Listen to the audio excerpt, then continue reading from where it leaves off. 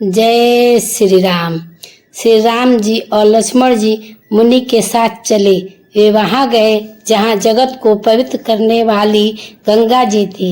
महाराज गाधी के पुत्र विश्वामित्र जी ने जब वह सब कथा कह सुनाई, जिस प्रकार देव नदी गंगा जी पृथ्वी पर आई थी, तब प्रभु ने ऋषियों सहित गंगा जी में स्नान किया। ब्राह्मणों ने भांति भांति के दान पाए। फूल मुनि वृंद के साथ वे प्रसन्न होकर चले और शीघ्र ही जनकपुर के निकट पहुंच गए। श्री राम जी ने जब जनकपुर की शोभा देखी, तब वे छोटे भाई लक्ष्मण सहित अत्यंत हर्षित हुए। वहां अनेकों बावलियों, कुएं, नदी और तालाब, जिसमें अमृत के समान जल हैं, और मड़ियों की सीढ़ियां बनी हुई हैं। मकरंद रस के मतवाले होकर भौरे सुंदर गुंजार कर रहे हैं। रंग बिरंगे पक्षी मधुर शब्द कर रहे हैं। रंग रंग के कमल खिले हैं। सदा सब ऋतुओं को सुख देने वाला शीतल मंद सुगंध पवन बह रहा है। पुष्प वाटिका, बाग और वन, जिसमें बहुत से पक्षियों का निवास है, फूलते फलते और सुंदर पत्तों से लदे हुए नगर के चारों ओर सुशोभित है। नगर की सुंदरता का वर्णन करते नहीं बनता। मन जहाँ जाता है वहीं लुभा जाता है। सुंदर बाजार है, मड़ियों से बने हुए विचित्र छज्जे हैं, मानो ब्रह्मा ने उन्हें अपने हाथों से बनाया है। कुबेर के समान श्रेष्ठ धनी व्यापारी सब प्रकार की अनेक वस्तुएं लेकर दुकान में बैठे हैं। सुंदर चौराहे पर सुहावनी गलियां सदा सुगंध सी सींची रहती हैं। सबके घर मंगलमय हैं। उन पर चित्र कढ़े हुए हैं, जिन्हें मानो कामदेव रूपी चित्रकार ने अंकित किया है। नगर के सभी स्त्री पुरुष सुंदर, पवित्र, साधु स्वभाव वाले, धर्मात्मा, ज्ञानी और गुणवान हैं। जहाँ जनक जी का अत्यंत अनुपम निवास स्थान है, वहाँ के विलास ऐश्वर्य को देखकर देवता भी थकित हो जाते हैं। मनुष्य की तो बात ही का, कोट राजमहल के परकोटे को देखकर चित्त चकित हो जाता है। ऐसा मालूम होता है मानो उसमें समस्त लोकों की शोभा को रोक रखा है। उज्जवल महल में अनेकों प्रकार के सुंदर रीति से बने हुए बड़ी जटित सोने जरी के पर्दे लगे हैं। सीता जी के रहने के सुंदर महल की शोभा का वर्णन किया ही कैसे जा सकता है। राजमहल के सब दरवाजे सुंदर हैं, जिनमें वज्र के मजबूत अथवा हीरो के चमकते हुए किवाड़ लगे हैं। वहाँ राजाओं, नटों, मागधों और भट्टों की भीड़ लगी रहती है। घोड़ों और हाथियों के लिए बहुत बड़ी बड़ी घुड़सालें और गजशालाएं बनी हुई हैं, जो सब समय घोड़े, हाथी और रथों से भरी रहती हैं। बहुत से शूरवीर, मंत्री और सेनापति, उन सब के घर और राजमहल सरीखे ही हैं। नगर के बाहर तालाब और नदी के निकट जहाँ तहाँ बहुत से राजा लोग उतरे हुए हैं।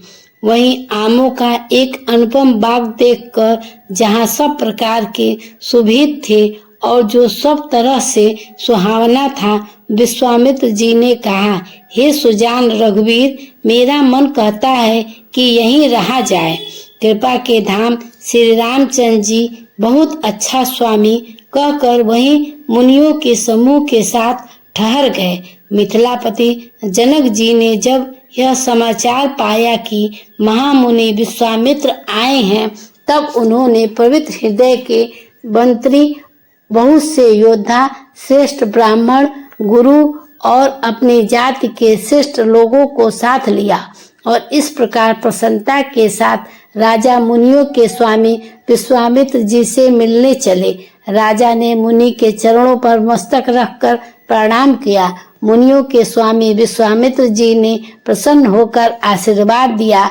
फिर सारे ब्राह्मण मंडली को आदर सहित प्रणाम किया और अपना बड़ा भाग्य जानकर राजा आनंदित हुए।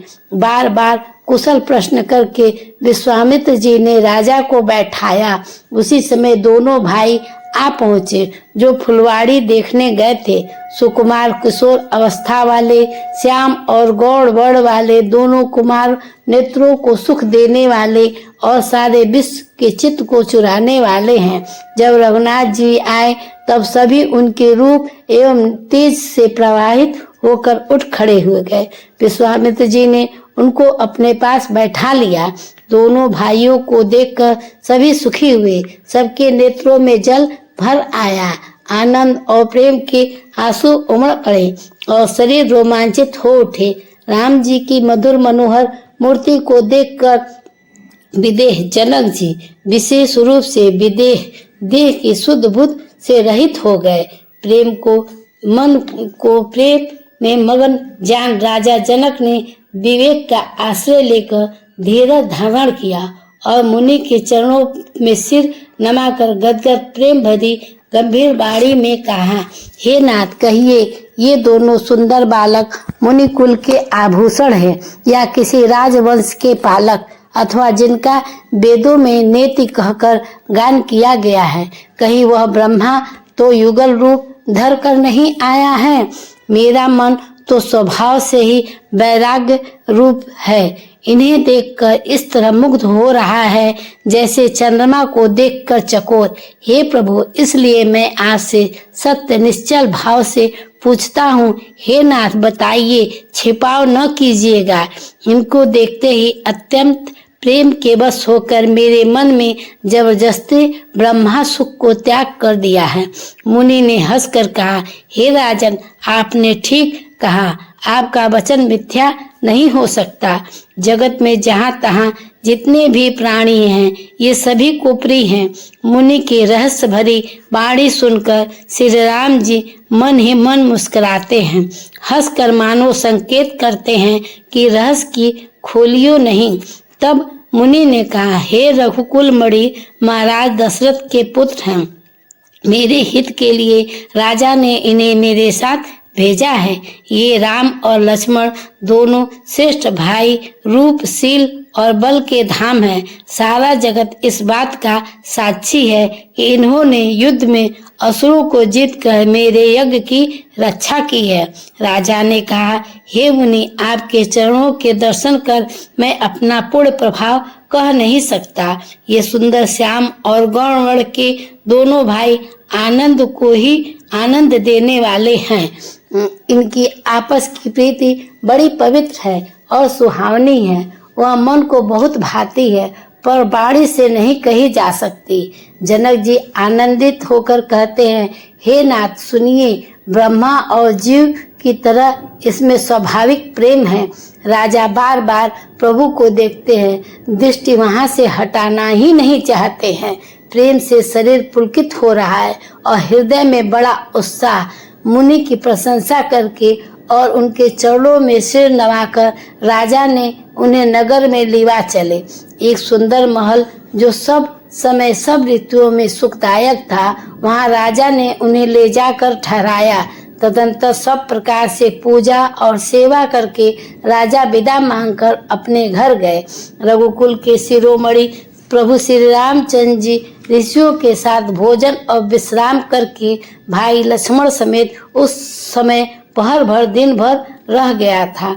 लक्ष्मण जी के हृदय में विशेष लालसा है कि जाकर जनकपुर देखाएं, परंतु प्रभु श्री रामचंद्र जी का डर है और फिर मुनि से भी सकुचाते हैं, इसलिए प्रकट में कुछ नहीं कहते, मन ही मन मुस्कुरा कर रहे हैं। रामचंद्र जी ने छोटे भाई के मन की दशा जान ली।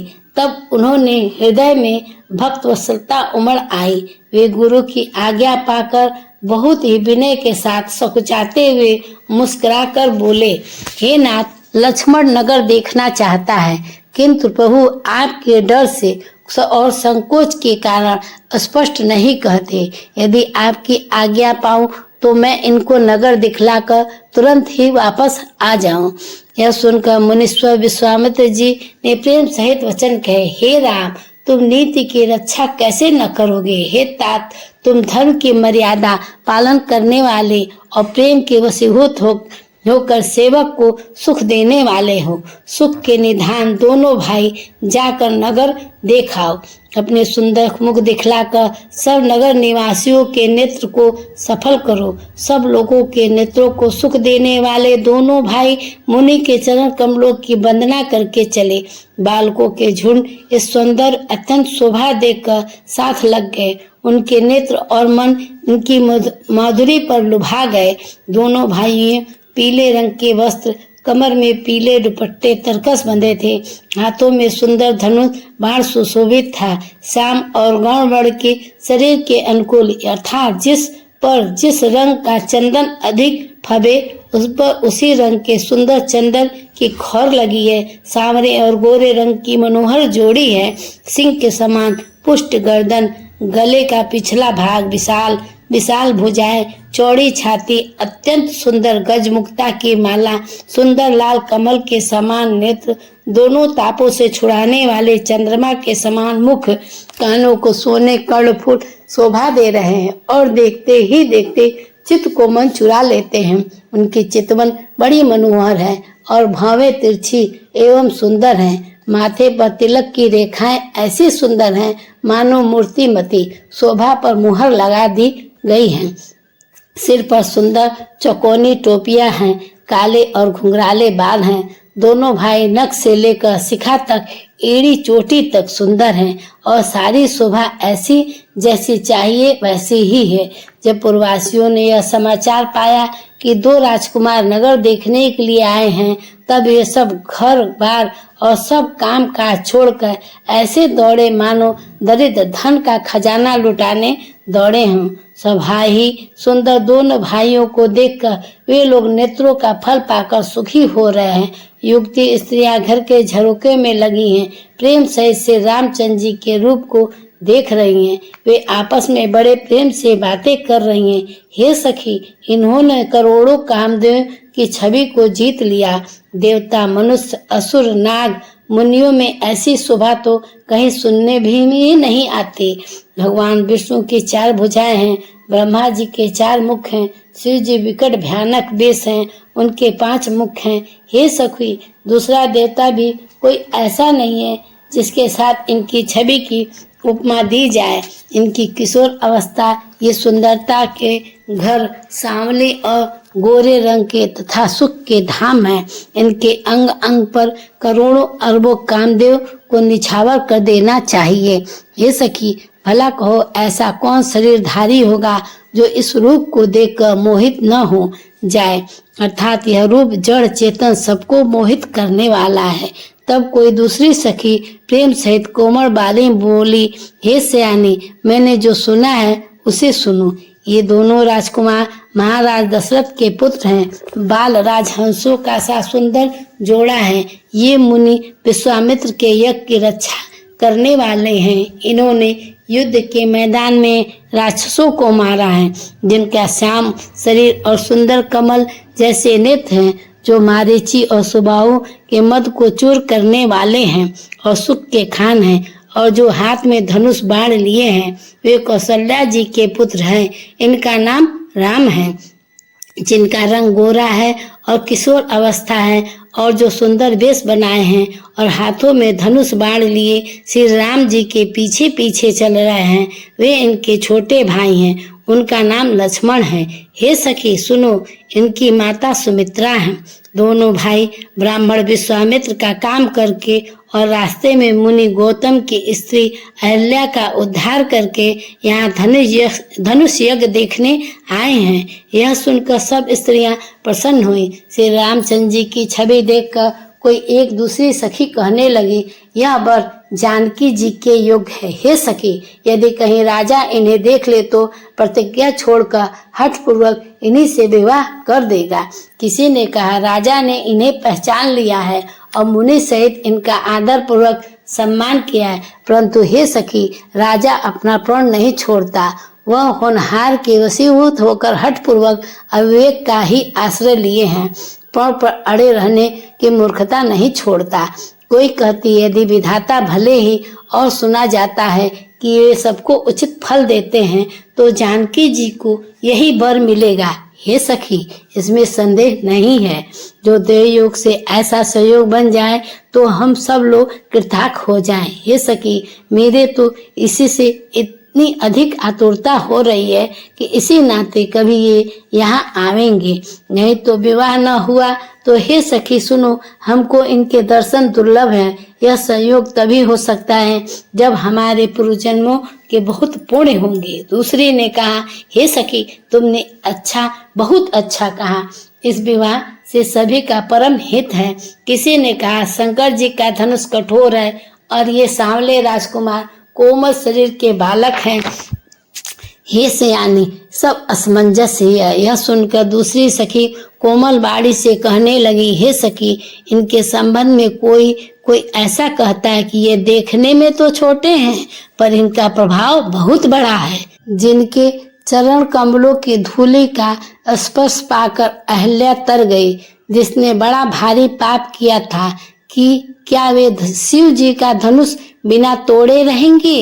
इस विश्वास को भूलकर भी नहीं छोड़ना चाहिए।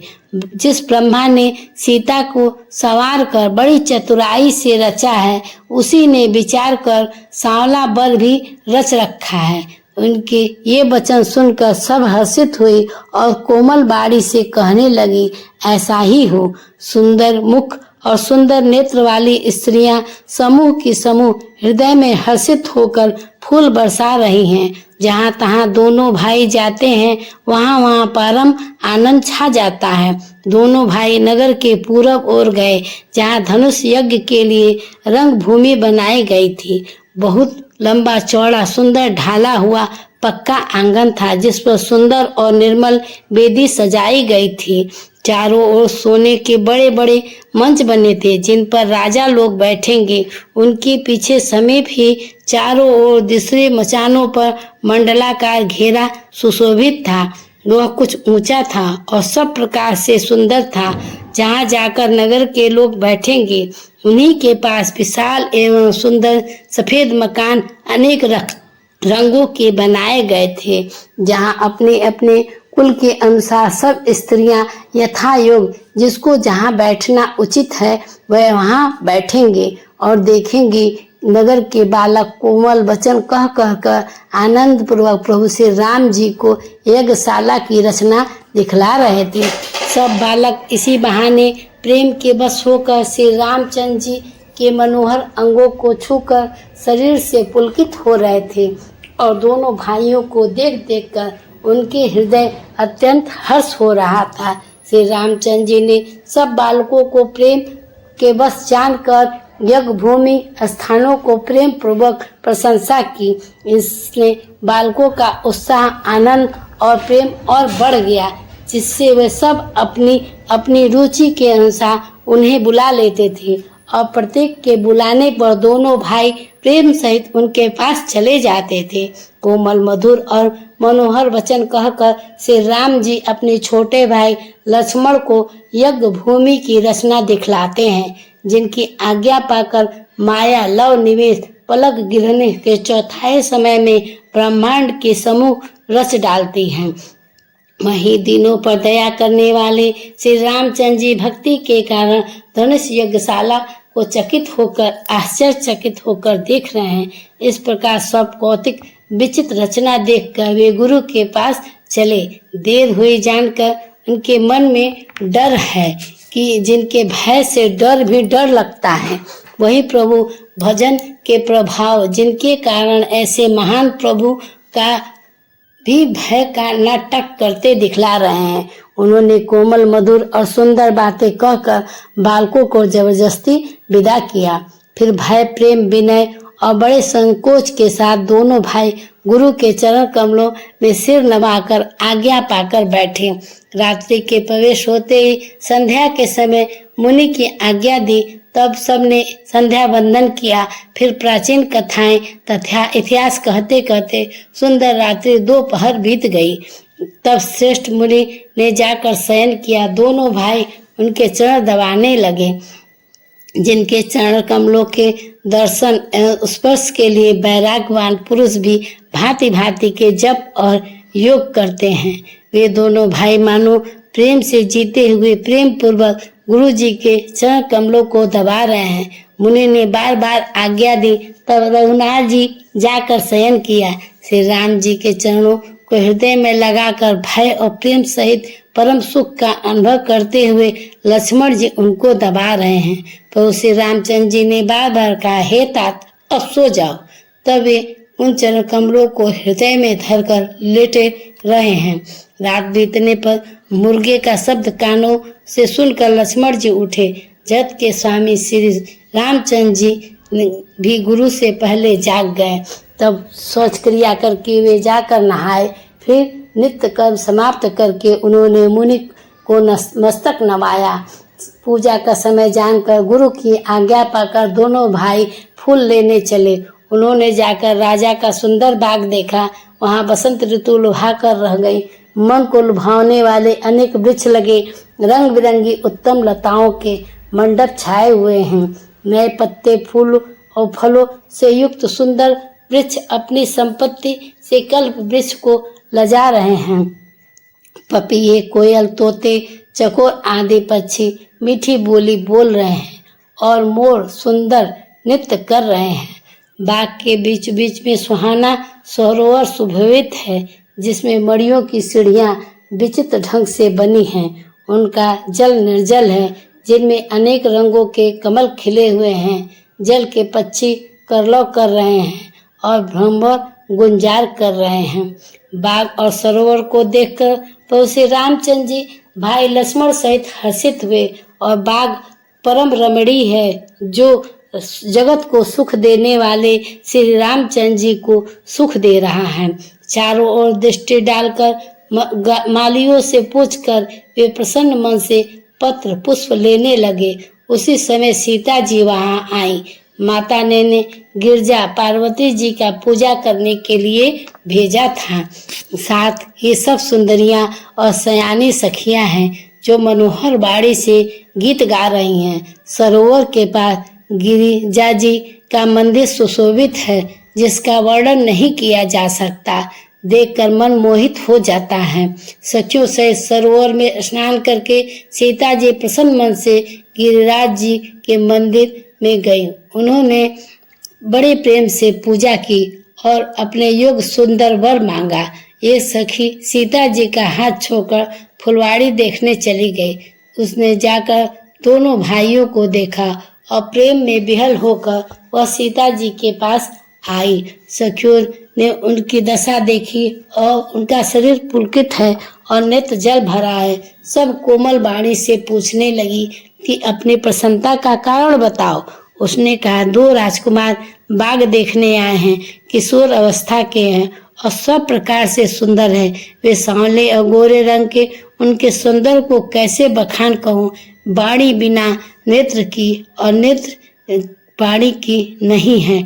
यह सुनकर और सीता जी के हृदय में बड़ी उत्कंठा जानकर सब सयानी सखियां प्रसन्न हुई।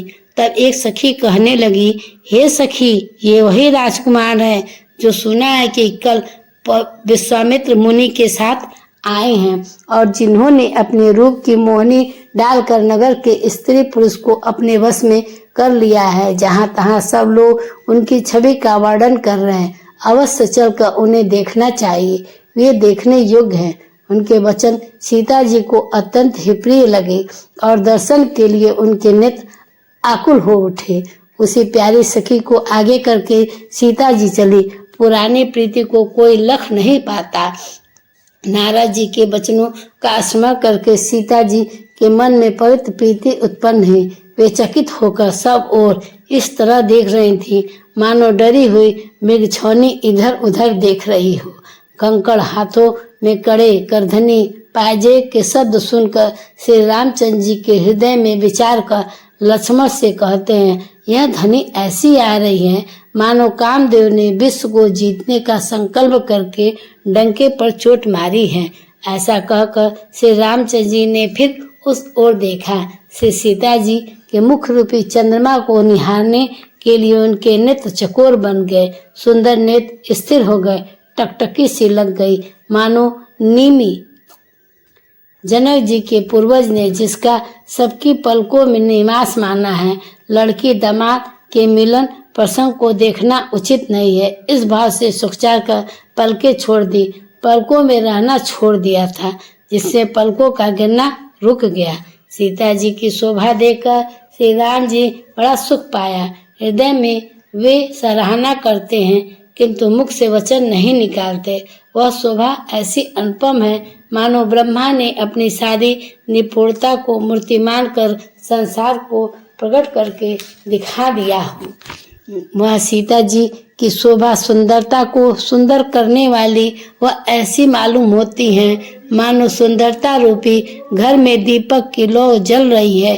अब तक सुंदरता रूपी भवन में अंधेरा था, वह भवन मानो सीता जी की सुंदरता रूपी दीप शिखा को पाकर जगमगा उठा हो, पहले से भी अधिक सुंदर हो गया है। सारी उपमाओं को तो कवियों ने झूठा कर रखा है। मैं जनक नंदिनी से सीता जी किससे उपमा दूं? इस प्रकार हृदय में सीता जी की शोभा का वर्णन करके और अपनी दशा को विचार कर प्रभु श्री रामचंद्र जी पवित्र मन से अपने छोटे भाई लक्ष्मण के समयाकुल वचन बोले। हे तात, यह वही जनक जी की कन्या है जिसके लिए धनुष यज्ञ हो रहा है। सखियां इसे गौरी पूजन के लिए लाई हैं। यह फुलवाड़ी में प्रकाश करती हुई फिर रही है, जिसकी अलौकिक सुंदरता देखकर स्वभाव से ही पवित्र मेरा मन क्षुब्ध हो गया है। वह सब कारण अथवा उस सब कारण तो विधाता जाने, किंतु हे भाई सुनो, मेरे मंगलदायक दाहिने अंग फड़क रहे हैं। रघुवंशियों का यह सहज स्वभाव है कि उनका मन कभी कुमार्ग पर पैर नहीं रखता। मुझे तो अपने मन का अत्यंत विश्वास है, जिसने जागृत की कौन कहे, स्वप्न में भी पराई स्त्री पर दृष्टि नहीं डाली है।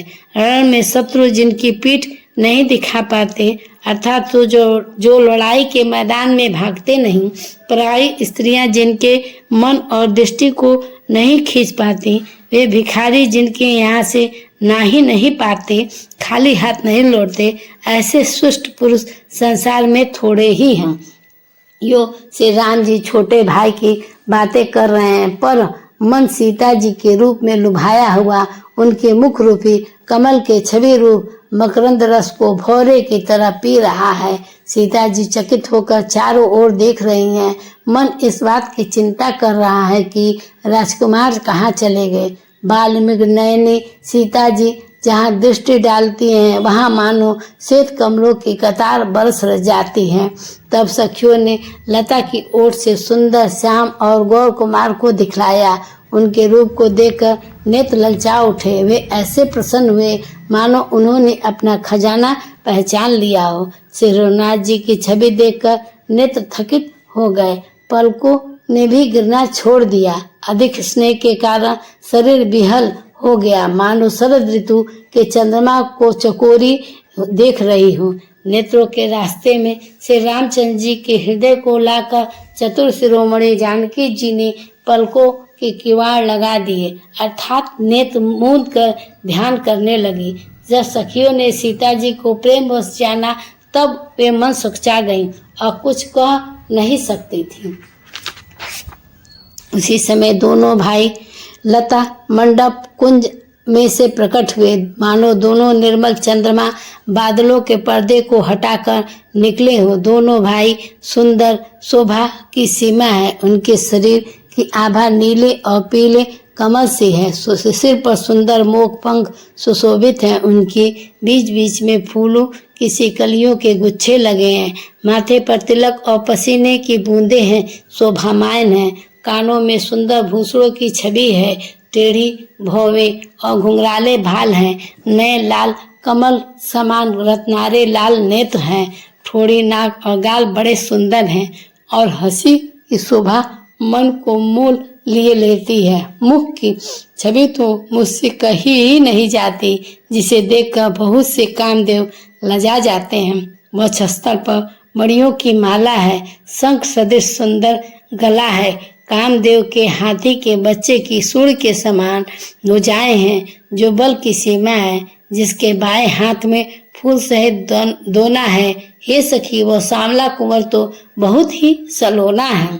सिंह सी पतली कमर वाली पीताम्बर धारण किए हुए, शोभा और सिल के भंडार, सुरकुल के भूषण श्री रामचंद्र जी को देखकर सखियां अपने आप को भूल गईं। एक चतुर सखी धीरज धरकर हाथ पकड़कर सीता जी से बोली, गिरिजा जी का ध्यान फिर कर लेना, इस समय राजकुमार को क्यों नहीं देख लेती। तब सीता जी ने सोचा कर नेत्र खोले और रघुकुल के दोनों सिंह को अपने सामने देखा। नख से शिखा तक श्री राम जी की शोभा देखकर फिर पिता का प्रण याद करके उनका मन बहुत क्षुब्ध हो गया। जब सखियों ने सीता जी को परवश देखा तब सब भयभीत होकर कहने लगी, बड़ी देर हो गई है, अब चलना चाहिए, कल इसी समय फिर आएंगे। ऐसा कहकर एक सखी मन में हंसी। सखी यह रस भरी बाणी सुनकर सीता जी सुखचा गई। देर हो गई जानकर उन्हें माता का भय लगा। बहुत धीरज धरकर श्री रामचंद्र जी को हृदय में ले आई और उनका ध्यान करती हुई अपने को पिता के अधिक जानकर लौट चली। मेरे पक्षी और बिच्छू को देखने के बहाने सीता जी बार बार घूम जाती और श्री रामचंद्र जी की छवि देख देख कर उनका प्रेम कम नहीं बढ़ रहा था, अर्थात बहुत ही बढ़ता जाता था। शिव जी की धनुष को कठोर जानकर विसूरती मन में विलाप करती हुई हृदय में श्री राम जी की सांवली मूर्ति को रख कर चली। शिव जी के धनुष की कठोरता का स्मरण आने पर उन्हें चिंता होती थी कि ये राजकुमार रघुनाथ जी उसे कैसे तोड़ेंगे। पिता के प्रण की स्मृति से उनके हृदय में क्षोभ था, इसलिए मन में विलाप करने लगी। प्रेमवश ऐश्वर्य की विस्मृति हो जाने ही ऐसा हुआ। फिर भगवान के बल का स्मरण आते ही वे हर्षित हो गई और सांवली छवि को हृदय में धारण करके चली। प्रभु श्री रामचंद्र जी ने जब सुख स्नेह शोभा और गुण की खान श्री जानकी जी को जाती हुई जाना, तब परम प्रेम की कोमल स्याही बनाकर उनके शरीर को अपने सुंदर चित्र रूपी भित्ति पर चित्रित कर लिया। सीता जी पुनः भवानी के मंदिर में गईं और उनके चरणों की वंदना करके हाथ जोड़कर बोली, हे श्रेष्ठ पर्वतों के राजा, हिमाचल की पुत्री पार्वती, आपकी जय हो, जय हो। हे महादेवी, मुख रूपी चंद्रमा की ओर टकटकी लगाकर देखने वाली चकोरी, आपकी जय हो, जय हो। हे हाथी के मुख वाले गणेश जी और 6 मुख वाले स्वामी कार्तिकेय जी की माता, हे जगत जननी, हे बिजली की सी कांति युक्त शरीर वाली, आपकी जय हो। आपका न आदि है, न मध्य है और न अंत है। आपके असीम प्रभाव के वेद भी नहीं जानते। आप संसार को उत्पन्न, पालन और नाश करने वाली हैं, विश्व को मोहित करने वाली और स्वतंत्र रूप से विहार करने वाली हैं। पति को इष्ट देव मानने वाली श्रेष्ठ नारियों में हे माता, आपकी प्रथम गणना है। आपकी अपार महिमा को हजारों सरस्वती और शेष जी भी नहीं कह सकते। हे भक्तों को मुंह मांगा वर देने वाली, हे त्रिपुर के शत्रु शिव जी की प्रिय पत्नी, आपकी सेवा करने से चारों फल सुलभ हो जाते हैं। हे देवी, आपके चरण कमलों की पूजा करके देवता, मनुष्य और मुनि सभी सुखी हो जाते हैं। मेरे मनोरथ को आप भली भांति जानती हैं, क्योंकि आप सदा सबके हृदय रूपी नगरी में निवास करती हैं। इसी कारण मैंने उसको प्रकट नहीं किया। ऐसा कहकर जानकी जी ने उनके चरण पकड़ लिए। गिरिजा जी सीता के विनय और प्रेम के बस में हो गए। उनके गले की माला खिसक पड़ी और मूर्ति मुस्कुराई। सीता जी ने आदर पूर्वक उस प्रसाद माला सिर पर धारण किया और गौरी जी का हृदय हर्ष से भर गया और वे बोली, हे सीता, हमारी सच्ची असीम सुनो, तुम्हारी मन कामना पूरी होगी। नारद जी का वचन सदा पवित्र, संशय, भ्रम आदि दोषों से रहित है और सत्य है। जिसमें तुम्हारा मन अनुरक्त हो गया है वही वर तुमको मिलेगा।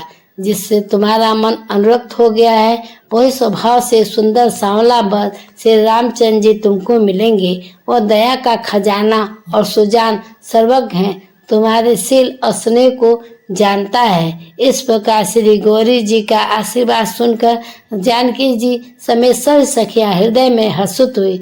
तुलसीदास जी कहते हैं, भवानी जी को बार बार पूछकर सीता जी प्रसन्न मन से राजमहल को लौट चली। गौरी जी को अनुकूल जानकर सीता जी के हृदय जो हर्ष हुआ वह कहा नहीं जा सकता है। सुंदर मंगलों के मूल उनके बाएं अंग भड़कने लगे। हृदय में सीता जी के सौंदर्य की सराहना करते हुए दोनों भाई गुरु जी के पास गए। श्री रामचंद्र जी ने विश्वामित्र जी से सब कुछ कह दिया, क्योंकि उनका सरल स्वभाव है, छल तो उसने छूता ही नहीं। फूल पाकर मुनि ने पूजा की, फिर दोनों भाइयों को आशीर्वाद दिया कि तुम्हारे मनोरथ सफल हो। यह सुनकर श्री राम लक्ष्मण सुखी हुए। श्रेष्ठ विज्ञानी मुनि विश्वामित्र जी भोजन करके कुछ प्राचीन कथाएं कहने लगे। इतने में दिन बीत गया और गुरु जी की आज्ञा पाकर दोनों भाई संध्या करने चले गए। उधर पूर्व दिशा में सुंदर चंद्रमा उदय हुआ। श्री रामचंद्र जी उसे सीता के मुख के समान देखकर सुख पाया। फिर मन में विचार किया, यह चंद्रमा सीता जी के मुख के समान नहीं है। खारे समुद्र में तो इनका जन्म, फिर उसी समुद्र से उत्पन्न होने के कारण विष इनका भाई। दिन में यह मलिन, शोभाहीन, निस्तेज रहता है और कलंकी काले दाग से युक्त है। बेचारा गरीब चंद्रमा सीता जी के मुख की बराबरी कैसे पा सकता है। फिर यह घटता बढ़ता है। यह विरहणी स्त्रियों को दिख देने वाला राहु अपनी संधि में पाकर इसे ग्रास कर लेता है। चकवे चकवी के वियोग का शोक देने वाला और कमल का बहरी उसे मुरझा देने वाला। हे चंद्रमा, तुझमें बहुत से अवगुण हैं जो सीता जी में नहीं है। अतः जानकी जी के मुख कि तुझे उपमा देने में बड़ा अनुचित कर्म करने का दोष लगेगा। इस प्रकार चंद्रमा के बहाने सीता जी के मुख की छवि का वर्णन करके बड़ी रात हो गई। जान के गुरु जी के पास चले। मुनि के चरण कमलों में प्रणाम करके आज्ञा पाकर उन्होंने विश्राम किया। रात बीतने पर श्रीनाथ जी जागे और भाई को देखकर ऐसा कहने लगे, हे तात, देखो कमल चक्रवात समस्त संसार को सुख देने वाला अरुणोदय हुआ है। लक्ष्मण जी दोनों हाथ जोड़कर प्रभु के प्रभाव को सूचित करने वाली कोमल बाड़ी में बोले, अरुणोदय होने से कुमुदिनी सुखचा गई है और तारागणों का प्रकाश फीका पड़ गया है। जिस प्रकार आपका आना सुनकर सब राजा बलहीन हो गए। सब राजा रूपी तारे उजाला मंद प्रकाश करते हैं, पर वे धनुष रूपी महान अंधकार को हटा नहीं सकते। रात्रि का अंत होने से जैसे कमल चकवे, भौरे और नाना प्रकार के पक्षी हर्षित हो रहे हैं, वैसे ही हे प्रभु आपके सब भक्त धनुष टूटने के सुखी होंगे। सूर्य उदय होगा, बिना ही परिश्रम के अंधकार नष्ट हो गया, तारे छिप गए, संसार के तेज प्रकाश हो गए। हे रघुनाथ जी, सूर्य ने अपने उदय के बहाने सब राजाओं को प्रभु आपका प्रताप दिखलाया है।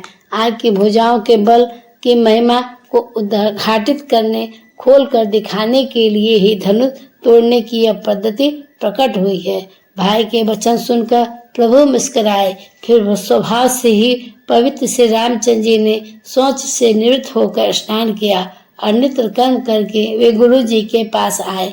आकर उन्होंने गुरु जी के सुंदर चरण कमलों में सिर नवाया। तब जनक जी ने सतानंद जी को बुलाया और उन्हें तुरंत ही विश्वामित्र मुनि के पास भेजा। उन्होंने आकर जनक जी की विनती सुनाई। विश्वामित्र जी हर्षित होकर दोनों भाइयों को बुलाया। सतानंद जी के चरणों की वंदना करके प्रभु श्री रामचंद्र जी गुरु के पास जा बैठे। तब मुनि ने कहा, हे तात, चलो, जनक जी ने बुला भेजा है। इस प्रकार 8वां विश्राम हुआ। जय श्री राम।